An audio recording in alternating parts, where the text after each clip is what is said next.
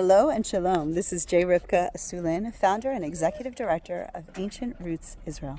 Ancient Roots Israel is the first international herbal conference and community in Israel. And we welcome you to continue being part of this community, sharing your herbal knowledge and lore with us. We will share with you. It's this great symbiotic relationship. Let's kick it. Okay. Today I have my little friend Enya, my youngest, and we are standing in front of an arava. Arava. What is arava in English? Do you know, Enya? Yeah. You do? What is it? I don't know. Arava is a willow. This is a willow. And this particular willow, I believe, is Salix nigra. There's the famous white willow that aspirin is based on. Mommy, who said that? That was that. Hang on. Okay, so sorry about that interruption. Let me try to get deeper into the tree. It's not so important whether this is Salix nigra or not, whether this is a black willow,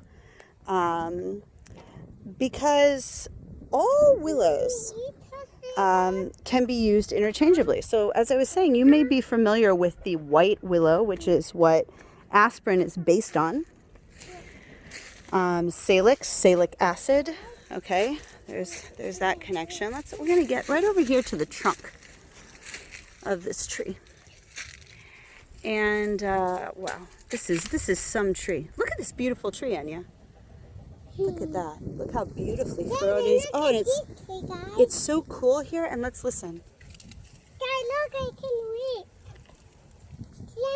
Can you guys hear that? Can you just hear the sound of the wind through the leaves? I know that was pretty difficult.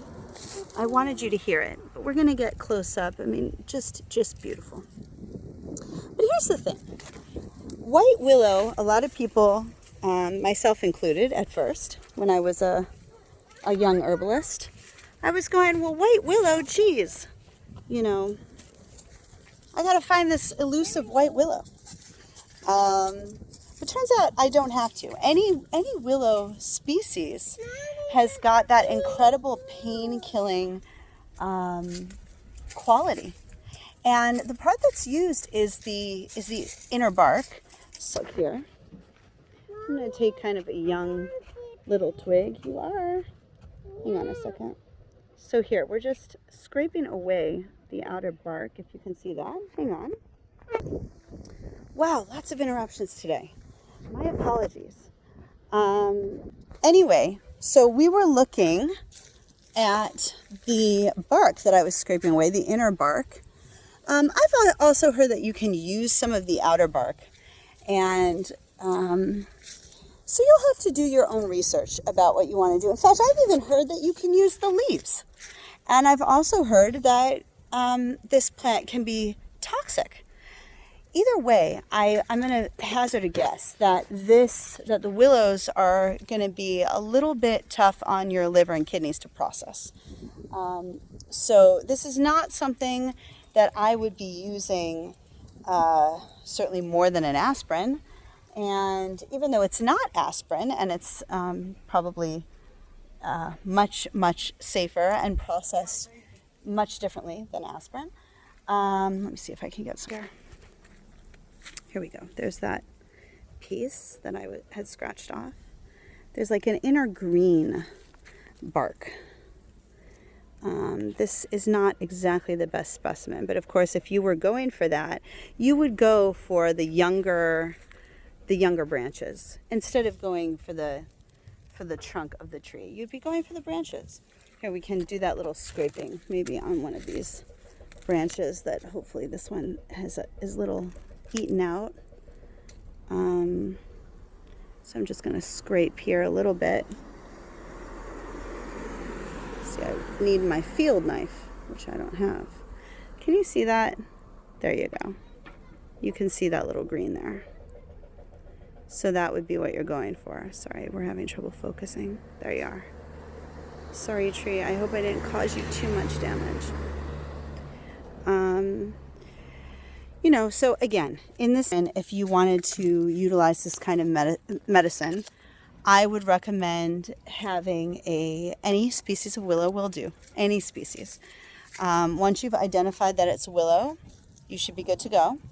Certain species of willow may or may not be more or less potent, and age is relevant here, and lots of other factors, but you can do some looking into that. But I would look at maybe a branch of the willow that needed to be pruned anyway, and I would just prune the willow a little, and then I would take the inner bark from the branches that I pruned, and then that way you're not harming the tree in any way. I'll try to get you some more steps of the bark on this one.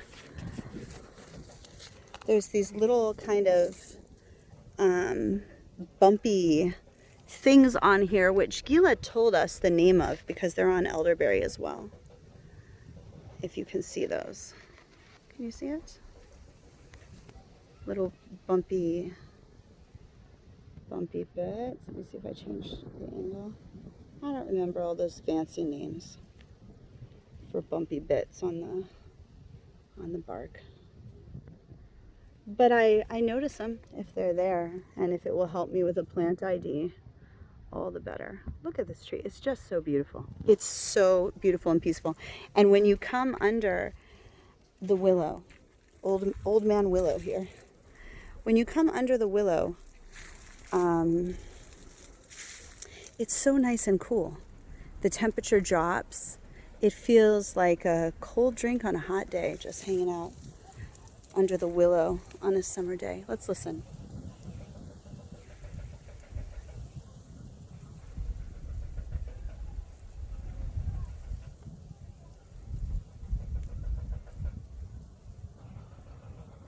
Did you hear that?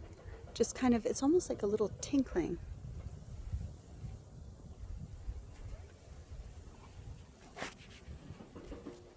Just a little tinkling sound when the leaves are kind of tinkling together. Our ancestors knew how to identify plants, not only based on these characteristics that we see with our eyes, or we sense with our nose, or even feel with our hands, like the bumps on the trunk. But our ancestors have written in many sources about the sounds the tree made when the wind blew through it, and being able to tell the difference between different trees based on that sound. Not a bad idea to get back into that.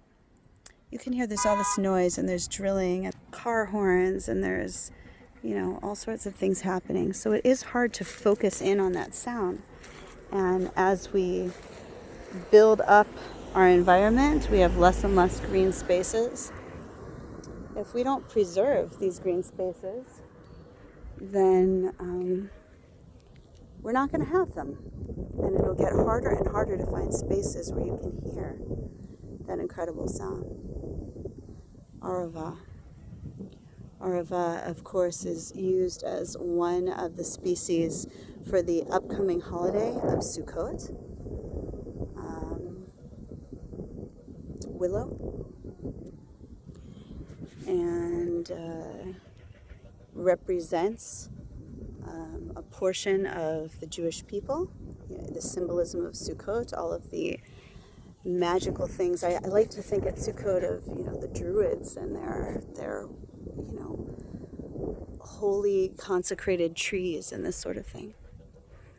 And here we stand on Sukkot in a totally natural environment, waving around these different plants together that represent the diversity in the Jewish community. And of course, as Jews, we are really a microcosm. This is diversity of the whole world. Diversity in all things. Not the usual suspects like color of skin and religion, but diversity in thoughts and ideas and approaches to life. So I'm just going to bury myself in the shadows of the willow